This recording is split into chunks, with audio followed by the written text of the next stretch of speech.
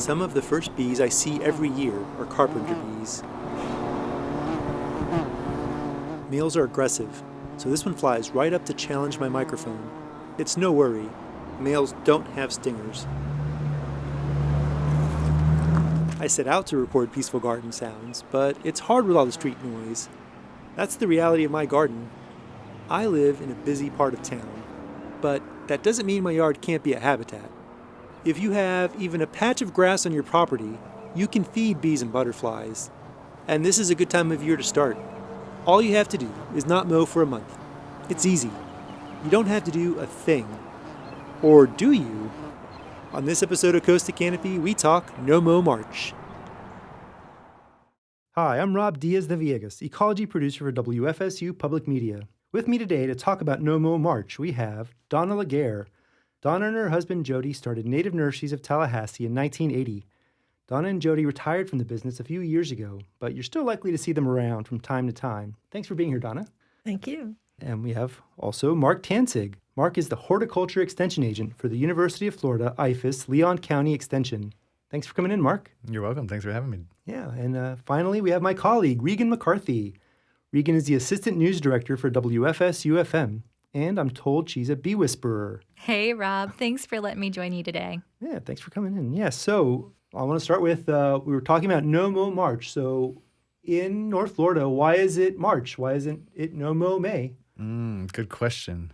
So it was a group of horticulture agents that I brought this up to them, this idea, and really it came from an extension client who sent me the No Mow May, a newspaper article from the New York Times, these beautiful pictures, and said, hey, what about we tried something like this in Tallahassee? And so I got with some of these other extension agents, we kind of chatted about it, and No Mow May, first of all, would be a little intense as far as you've seen the biomass, plants grow in May in Florida. It's a little bit different than Wisconsin, I think, where I got the original article. And so March seemed more doable.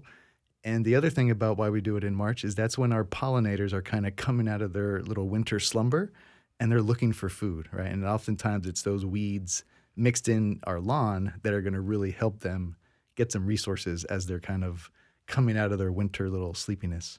Gotcha. And I'm glad you brought that up. So, I mean, also not disturbing the lawn at that time is probably beneficial for them as well as far as their nesting habitat or nesting habits. And So no Mow May, that's something that happens like around the country right now? And we're thinking March just makes more sense here in North Florida. Yeah, so No Mow May is an effort that I've seen, I think it was Wisconsin that they promoted it, and I think a couple other folks up north, it was No Mow May. Remember in March, there's still like snow on the ground in some of these places. Right. So wind chill in New York is 23 today. I saw that in the New York Times, so they're not worrying about their lawn weeds right now. And so and it makes sense for them, both the growth of the plants and that's when their pollinators are coming out of their little winter sleepy time. And in preparation for this, I decided today to look up where did this no mow come from. And it started in England, in the UK. And then it was picked up by Bee City, USA, and they made it into No Mow May. So I'm glad to hear how we got No Mow March, which makes sense to me, too. Yeah, I mean, I kind of just, I knew May wasn't going to work, and No Mow April doesn't sound right, and it's still a little bit much, but No Mow March has a nice ring to it. It's also a time, my own yard, I have skipped mowing in March before, and it's doable. Yeah. And you do get all these like great kind of, mostly winter annual. Most folks would call them weeds, but, the idea is to get them to think of these things as wildflowers and resources instead. Yeah, so what kind of things are we seeing? I think a lot of us are already seeing them as we drive around town. And, what kind of wildflowers are we talking about here? I haven't really seen that many in the lawn yet, but they're coming. Yeah. I think what we'll expect are lyre-leaf sage, little bluets, the little white wildflower that's almost right on the ground, some little yellow clovers, blue-eyed grass. Those are some of the ones that we'll see, but they're not quite up yet. But going back to what you were saying about the little pollinators and the minor bees that are, need these no-mow areas. When on my walk just yesterday, I passed a house where all along the roadside at the corner were all these little piles made by the little minor bees. And if they were to mow that, they'd be smashing it down. So to have that good habitat as well as the flowers. Oh, what are the minor bees collecting? Tell me more about that. Well, the minor bees are little pollinators that come up out of the ground. They're, what would you call them? Single? They're solitary nesters, yeah. Solitary nesters. That's the what word I was looking for. But the ones that I was looking at, they nest in a colony, even though they're solitary nesters. So each one digs down, and when she lays her eggs down in there, she has little chambers, and she'll have a few eggs down there, but not like a yellow jacket nest where you'd have thousands and thousands. And so they're relatively, they're very docile. You can get up right close to them and watch them and not be worried about them. But the problem is that when people see them in their yards and they see these little bees, sometimes the males will get up over the colony and they'll buzz around like this, looking for females to mate with. People get alarmed, and then they'll call the exterminator or they'll do something to get rid of them, poison them. So Yeah. Interestingly, I've always been told that it's important to leave like some bare soil in your gardens for places you plant. And I know one of those reasons maybe has to do with butterflies, but it sounds like also our pollinator friends, the bees, need some of that bare soil space. Yeah, we have a lot of Definitely. native solitary bees that are ground nesting, and so they need that little patches here and there. We don't want too much bare ground to cause erosion, but little patchy places, little thin grass, are perfect for them to do their little burrows. Wow. Next to the station, we actually had a bunch of mining bees pop up last year. I've been keeping an eye out, and I haven't seen that yet. But these little mounds, they look kind of like ant mounds, but the hole is a little too big for an ant. So we need to tell our FSU facilities folks Well, about No Mow March. gosh. We've started to get calls about these digger bees, Right. and sometimes it's too late where they've already called the pest control company and we're told that, oh yeah, we can take care of those for you. But we try to get them to. Some folks might be allergic to bees, and it, no matter what, we can try to convince them they're going to want to get rid of them. But we do try to get folks to consider that they're just going to be there for a little bit, kind of, if you can, just tolerate it for a little longer, because then the rest of the year they're just down in the ground and they're not around, potentially disturbing us. And solitary nesters tend to be docile. It's the hive kind of, they have a worker class, like honeybees or like paper wasps or yellow jackets are a really bad one. But I did want to add a couple other wildflowers that you might start to see. So right now, and one that started for me to get me to leave chunks of the yard unmowed was our violet. So we have these violets coming up, and they're really abundant. Right now there's a lot of vetch. So I have a lot of that. there's some vetch. Not all the vetch species are going to be native, but they're not considered an invasive species. They're just kind of like in our disturbed areas, but they're really important for bees. You have your Carolina geranium, which is that's a native species, often considered just kind of a weed in the lawn, but it's a native that's blooming this time of year, really good for the pollinators. Let's see, a little bit later on in March, if you're really lucky, you'll get things like Spiranthes orchids come up in your lawn, which is really, I love to see those pop up because they're just really, really pretty little orchids that come up in a spiral. The idea, again, is to get folks considering what they're seeing out there as wildflowers and to encourage them to get out there and identify them and learn what they are. So folks that want like the perfect lawn, No Mow March may not be for them, but what we want them to see is like maybe there's a little side yard or back piece of the backyard that you could leave unmowed. Again, just to kind of excite some curiosity and like what might come up in my yard and what is it, and is anything visiting it, trying to get resources. And for people that want a more natural lawn, but they still want a lawn, after these plants go to seed, you just mow them down. And it just looks like the lawn again. It's just green from a distance. When you get up close, those violet leaves are still going to be there. The laurel-leaf sage leaves are going to be there. So, up close it will look like a green mass. But when you drive by, it looks just like a lawn. Right. Yeah, Right. definitely. So timing. So when does, I notice in my lawn, there's some of those flowers will persist, into April a little bit. So when is the time to end? When it goes to seed? Is that? Yeah, I'd watch for the seed, I think, because it could vary from yard to yard. Like I said, most of my stuff isn't blooming yet. Now, the violets are. Mm-hmm. My whole backyard is violets. Yeah, it's gorgeous. It is really pretty right now. Yeah. When does it, it kind of depends on how tolerant you are, right? So this is all People have their own ideas of what they're willing to deal with aesthetic-wise in their landscape. And some folks are okay with having a little craziness. And in that case, go all the way to No Mow May if you want to. But otherwise, the thing is, after March, a lot of our other landscape plants, a lot of other native species just out in the landscape are up and they're blooming and they're flowering. And so then these pollinators have a chance to go find resources in other places. It's that little window where most things are still dormant, where we have these winter annuals kind of finishing off, where it could help out the pollinators a little bit. Yeah. And then Donna, you were talking earlier when you first got here about just when you do this over time, and you noticed in the property next to native nurseries that over time, like what happened when you did this kind of no-mow spring, over years? Right. Well, first of all, it was my mother-in-law that did it. And it was back in the 1980s. It was when my children were young. They were toddlers, late 80s. And she had this fairly large centipede lawn, no fertilizing and no watering, but it just grew, almost like it was native, but it's not native. And she noticed these few flowers popping up, and so she would leave them up, and over time, this patch got larger and larger, and it was so prolific that she would tell the kids to go out and pick as many as you want. And for her, she wasn't so much thinking of pollinators, she was thinking about children in the field picking flowers. Yeah. And then after our kids grew up, she would come over to the nursery and say, to a family, bring your kids over and have them pick the wildflowers. But in the meantime, pollinators were using it too. So then, as I mentioned, she would mow it down after the plants went to seed.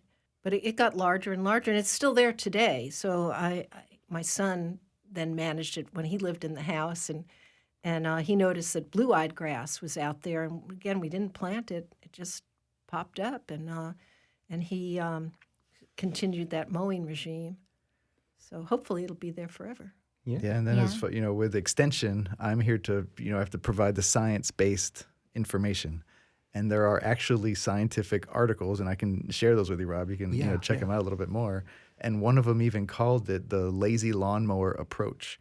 And these articles were looking to see, or these researchers were looking to see if, how can we encourage more biomass and more diversity in urban landscapes, right? So as more and more of the country becomes urbanized, you have a lot more of these, urbanized, landscapes that us humans are in charge of maintaining. And how can we maintain them in a way that still supports lots of biodiversity? They looked at this lazy lawnmower approach and found that you don't really have to go in and do a whole lot of stuff. You just have to take a break from mowing so often. And so it was great. It went right into No Mow March and now, just be a lazy lawnmower. That's a great segue into the next thing I kind of wanted to talk about, which is, so maybe people have a space and they're thinking more kind of long-term, maybe rewilding a space a little bit. And so when you do that, what affects over time? I know, I guess in our yard, we did it a little bit. We lost an oak tree in a storm, and just over time, I noticed beauty berries started coming. So I have shrubs, so beauty berries and pokeweed and saltbush. How do you manage that differently than No Mow March? I've got a good one on that. When my daughter was between undergraduate school and veterinary medicine school, she lived and worked at the nursery for a bit. She lived in the house, in Grandma's old house, and there was a big lawn out front. And she said, I'm going to take part of this and just do a pollinator patch, and I'm just going to mow it once a year. And so she just figured out, and it was out in the sun, so it was a sunny area. And that was over 20 years ago, and it's still there. Uh-huh. And we do mow it once a year. Sometimes it gets burned, actually. All right, yeah. But it I think they were trying that Saturday, actually. Yeah, right. So what she noticed, she also had some chickens, so free-range chickens. They were constantly in the area because it was full of insects. Yeah. And not just pollinators, all sorts of insects. And then when we started teaching workshops for children at the nursery about, insects, we had a field element to it, and they'd come with nets and they'd scoop, and they could get into that patch and find all sorts of things in there. So it was very, very productive. It is very, very productive. But The problems you run into is that when you're only mowing once a year, is that you'll get trees, and native and non-native, and the trees would shade it out eventually and shade out the wildflowers. So sometimes we have to go in and dig out some of the trees. But the worst thing we've had are invasive vines like skunk vine that moves through the grass and can actually get into a bed like that. So there's work involved when you make a natural area. You have to watch for the invasive plants. Yeah, this is an issue that, say a homeowners association has common area or even city parks, right? I mean, we see them as wild spaces, but to kind of keep those biodiversity, those like benefits there for, all these good creatures, you do have to do some maintenance. You can't really just let it go and expect it to be wild, because Florida's natural ecosystems, there was things that kept those in check, mostly fire, like Donna just mentioned. We're not all going to be burning our landscapes because it's not always very safe. But what we can do is you're going to have to get in there and somehow mimic a fire. So like Donna said, if you leave it too long, trees, shrubs are going to come in. They'll start shading things out.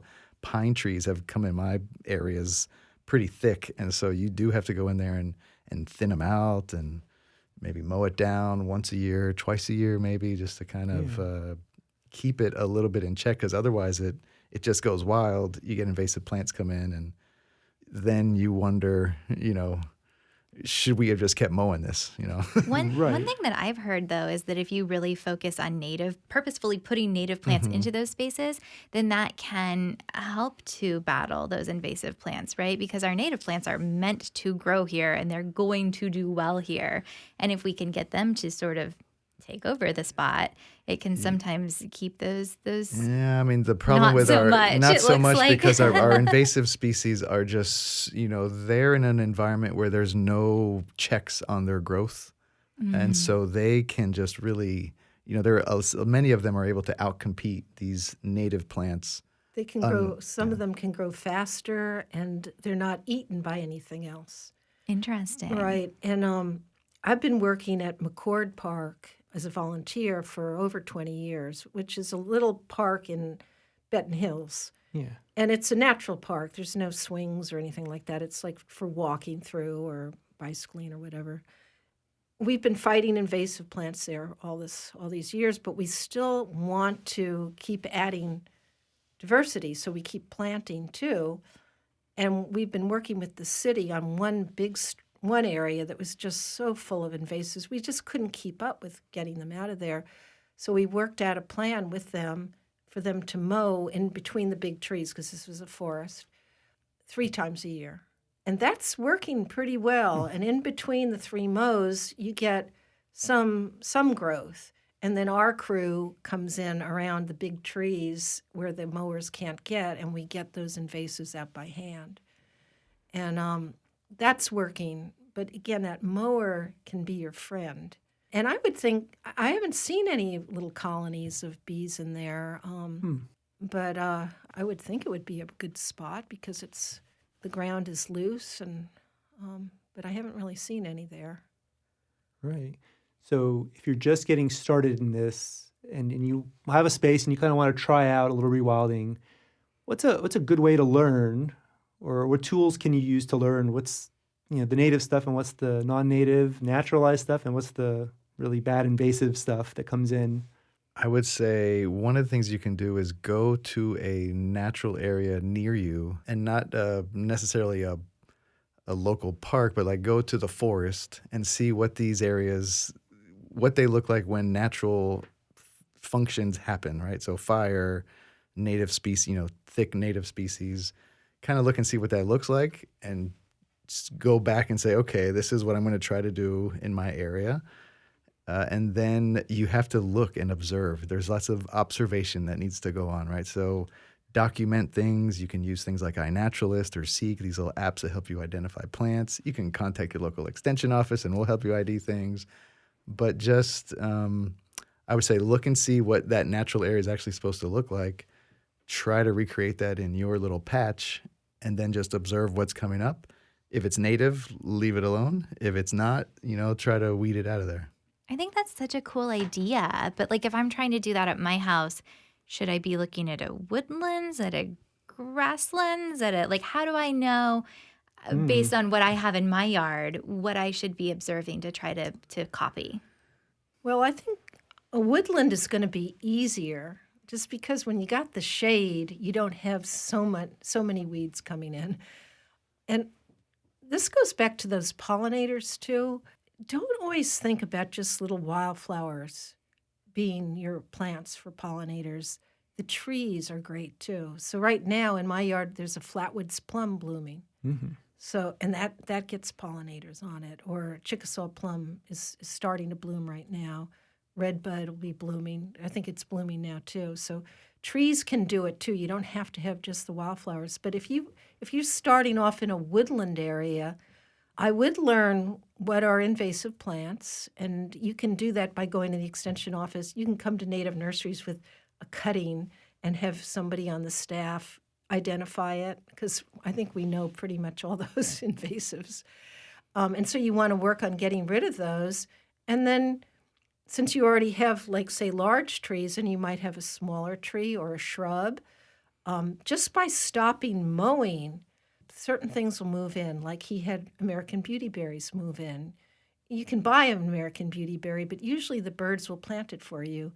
And pokeweed, I think that's a great plant. You'd never be able to buy one because it's a dime a dozen, but a bird will plant it. And so just by not mowing underneath your trees, you've made a seed bed where things are going to come in.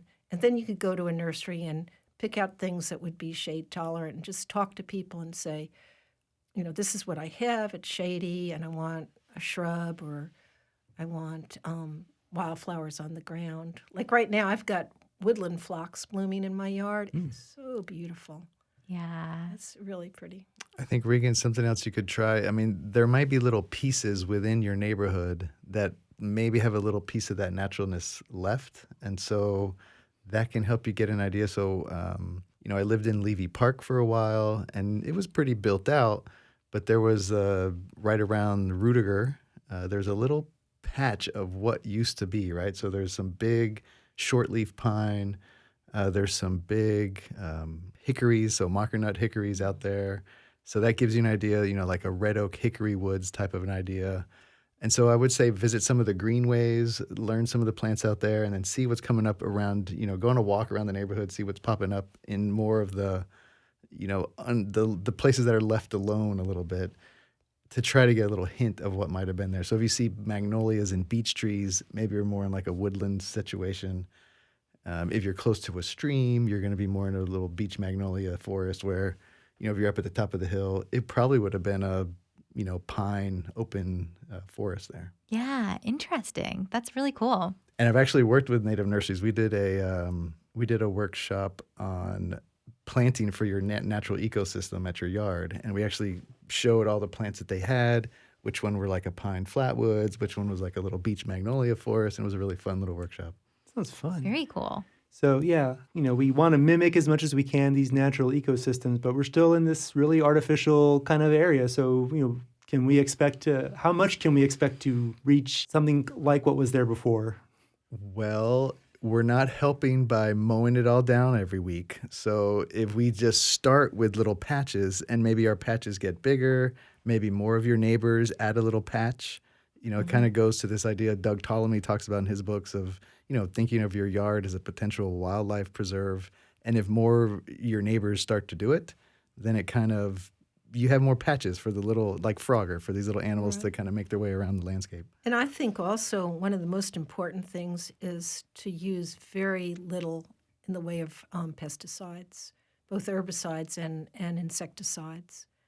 They're way overused, at least in my neighborhood.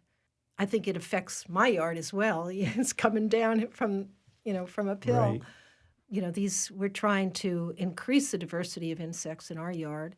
And it's not just pollinators, right? So No. we increase the number of insects because we want to feed, birds and everything else. I mean, you said Doug Ptolemy, that's like that's his his big main thing. thing. Yeah. And with the pesticides, a lot of folks don't realize that, They might want to get the sod webworms out of their yard. They might want to deal with some lawn pest. But a lot of our pesticides that we use on those insects are not specific to those pests. They knock out a lot of things, and a lot of things that are just causing no harm and just living in the soil as larvae. So those digger bees we talked about at the beginning, firefly larvae, there's all kinds of larvae that are just hanging out doing no harm. And when we apply these products, we need to start thinking that it's not just the pest that I'm concerned about that these are harming, but it's a whole lot of other insects as well. Yeah. I'm glad you brought up Doug Tellamy. I think he has a really cool thing about everyone can make like a little piece of a national park in their yard. And I think that's such a cool concept. And I don't have a very big yard, I just live in a little space, just a little yard, but I can plant a few things. And I try to keep the percentage of native plants higher than the percentage of not native plants. And I feel like just with that, with a small little space, I can participate in being part of that. Everybody's building a national park in their yard. So I just love how accessible that is for every person. Yeah. I mean, even maybe if you live in an apartment and you've got a few potted native plants on your balcony, I think that's your national park. Right. What you plant makes a difference. Before we close, I wanted to put a plug in for the southeastern blueberry bee, which is a Oh, I haven't heard of this one. Is that the same as the Florida blueberry bee, the digger bee? Yeah, right. They're out now. They're digger bees, and they're up now. What's interesting about that bee is that it looks like a little bumblebee, but it's much faster, and it's only out during the season that blueberry plants bloom. That would be sparkleberries, huckleberries, all the different blueberries. Now, it'll go on other plants that are out at that time, so you'll have it on a red bud, and other plants. But I love having blueberry bushes, and without this blueberry bee, there's a few other pollinators that'll use it, but it's a primary pollinator. You just wouldn't have the blueberry crop that we have. What people need to learn is that blueberry bee is a digger, a miner bee, and it mines down into the ground. So there again, I don't know that it goes in a colony though. No, and it's I'm a solitary one, solitary by itself. But I mean, you see a few of them at a time. In my yard, I see but at least nothing 3 or 4. huge like the other miner bees that we were talking about earlier. Yeah. So that always excites me when I see those. Yes, so bees. They move quickly. Another example of one that spends most of its time, most of the life cycle is just hanging out in the soil. And so again, with these other products that we might be using, really can affect these kinds of species. Right. And I feel like that's such a good example, too, about like one of the questions we ask ourselves in journalism is why should people care, right? Why do people care about this?